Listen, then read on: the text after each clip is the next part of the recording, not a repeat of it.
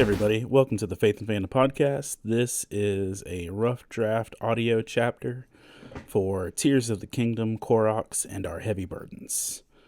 This will be in Faith and Fandom Book 9 and deals with Legend of Zelda, Tears of the Kingdom. No real spoilers in this one.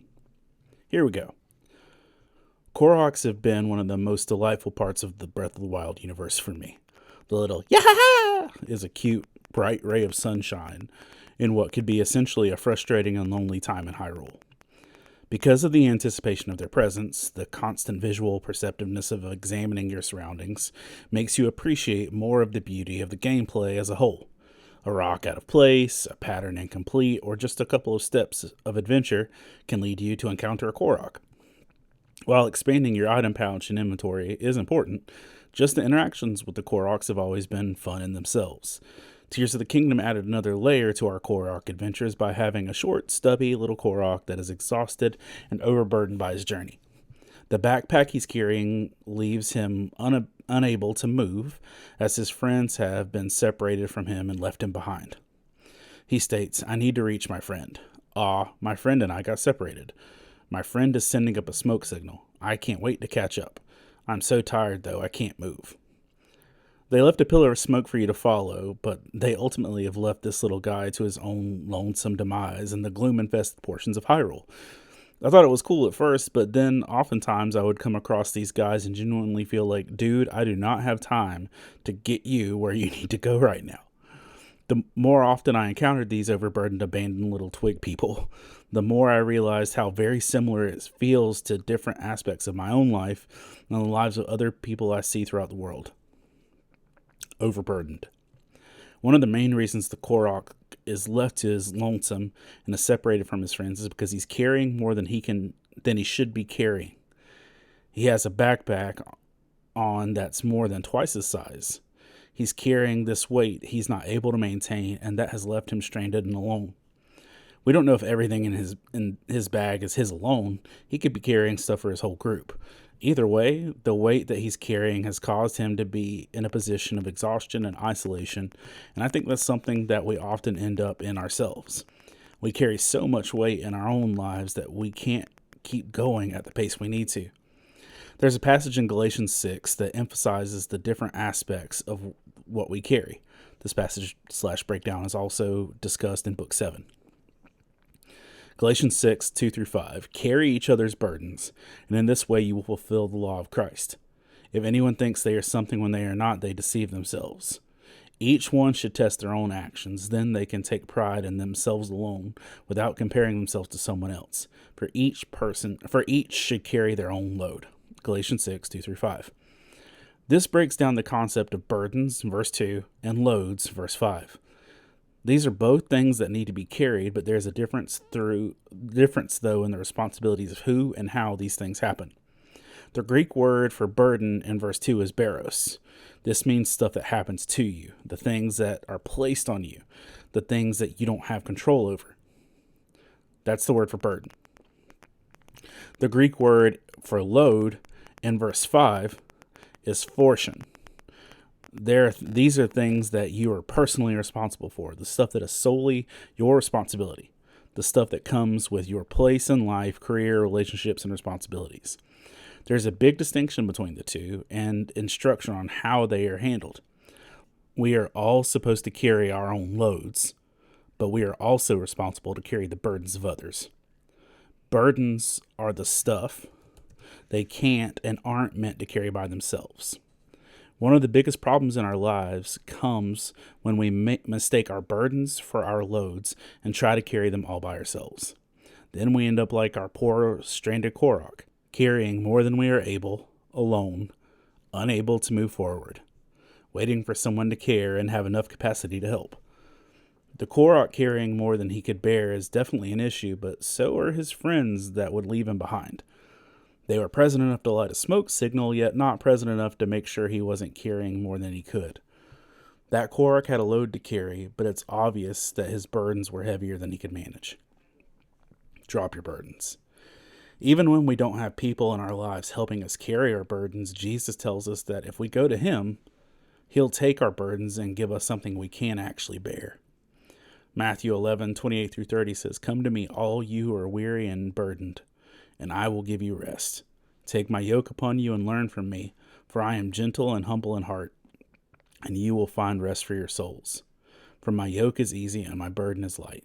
Matthew 11:28 through 30. That's not simply a quick process like dropping a bag. It's more slowly shedding what we carry as we learn to take on what Christ offers. Jesus mentions we will receive rest, physically and for our souls, but it's also a process of learning from him. The learning process is usually where people walk away. They want someone to just take the weight off of them and instantly without any additional interaction. The reality is learning the balance of what we carry, what we lay down, and what we choose to put on. And that process is slowly learned in and through Jesus, which is why so many believers end up continually carrying things we could choose to lay down, but in our stubbornness, we end up like our chunky Korok chum. To the rescue. People may have made quite the adventurous and often hilarious escapades of tormenting the abandoned Koroks, fusing them to rockets, attaching them to perilous items, electrocuting them, blowing them up, and things way more creative than I personally have time for. They've become easy targets. They are fusible and too overburdened to fight back. When we're overburdened, we become easy targets too. For criticism, for depression, for isolation, and so many other things that just seem like we're on the malicious end of someone's cruel sense of humor. Sometimes we need more than someone to just put up a signal. We need someone to actually come and rescue us. This is obviously where Link comes in with regards to the game, but we really do need to be better about this when it comes to others who are overburdened and lost. Jesus gives the example of the man who would leave the 99 to go after the one. Matthew 18:12 through 14 says, "What do you think? If a man owns 100 sheep and one of them wanders away, will he not leave the 99 on the hill and go to look for the one that wandered off? And if he finds it, truly I tell you, he is happier about the one sheep than about the 99 that did not wander off. In the same way, your Father in heaven is not willing that any of these little ones should perish." Jesus makes this example, but so often it gets relegated to only pastors or people of professional ministry capacities. It ends up being weaponized by church folks who want to passively aggressively assert dominance. Like, if I haven't attended the church in 6 weeks, the pastor better show up to my house to want to know where I am, or at least Facebook message me. While shepherding is important, it's not only up to the pastor to see those who are lost, burdened, and abandoned. Just like it shouldn't be on Link alone to rescue these Koroks. When we see that our brothers and sisters have fallen aside, we can't just turn the light on so they can see the way home. We need to go find them. James 5:19 through 20 says, "My brothers and sisters, if one of you should wander from the truth and someone should bring that person back, remember this, whoever turns a sinner from the error of their way will save them from death and cover over a multitude of sins." When we help bring home those who are wandering and burdened, we're not just helping them restore an appearance or status. We're helping them find their way home, and as James puts it, saving them from death. When you help a Korok to be united with his friend, you usually get a reward. They say, "Thank you for bringing my friend. Here's something for you." That's because that is a cause of celebration. While I do celebrate my inventory expanding, there's so much more of a lasting reward when we help someone find their way home spiritually. In Luke, the account of the lost sheep, we get to hear the outcome of the rescued sheep. Luke 15:5 through 7. "And when he finds it, he joyfully puts it on his shoulders and goes home. Then he calls his friends and neighbors together and says, 'Rejoice with me, I have found my lost sheep.' I tell you that in the same way there will be more rejoicing in heaven over one sinner who repents than over 99 righteous persons who do not need to repent." Heaven itself rejoices when we help our lost friends find their way home, to be reunited.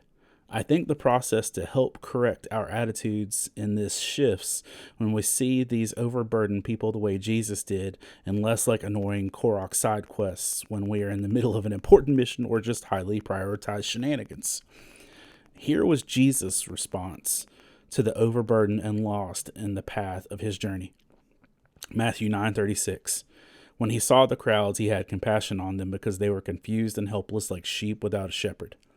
When we see people out in the world clearly overburdened, like their souls are crying out, "I need to reach my friend," how will we respond? Ignoring them like a trivial side quest? kicking them while they're down because we don't actually care? Or will we look at them with compassion like Jesus and help them make it home? Feel free to go, yeah, after you help someone, though. It might make things weird, but you won't forget it soon.